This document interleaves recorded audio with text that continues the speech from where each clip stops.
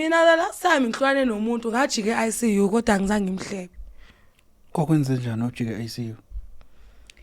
Yo.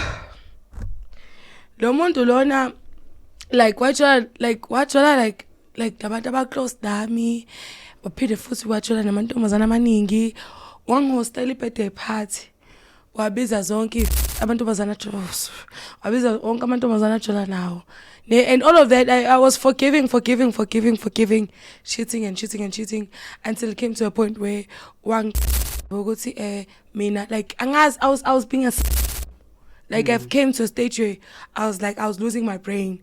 I've lost all my friends. I've lost everything. Like he made sure I was alone. Yabo angisena bangana ngisena lutho. Wayengikhatha na yonke into esondele eduze kwami. And he made me feel like ukuthi I know lo nje bongani wakho unomona. Ngikhiphi. Suka kuyena. Yabo so yeah. Yeah. But what led to that?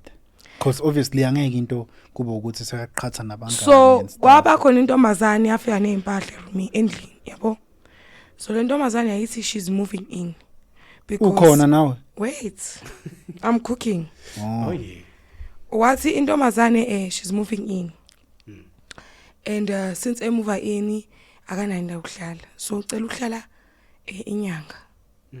Ngikhona mina at that time. And ngangivakasha mind you. So it's these high school days you are asking me about, ne? Because mina ngiyavalelwa ekhaya. Mina ngenza show to 5 ngishayela endlini ngama weekend. Okay. So now the girls like we are move in. Angikho during the week mina. Ngikhona ngama weekend kuphela. Wathi girl we are move in uzohlala muhle, mpofu. Mina ngimnyama. Yeah. And then ke intombazane yapayisha impahla zakhe so then I went on her social media ngambheka ukuthi ubani wenzani. Ngambheka ukuthi ubani ngabona ukuthi no she had an ex because ubekipitile ne boyfriend yakhe.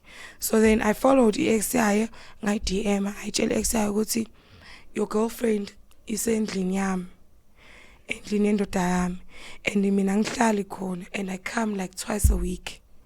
So then apparently this guy's against her is like the G brothers. Okay. And then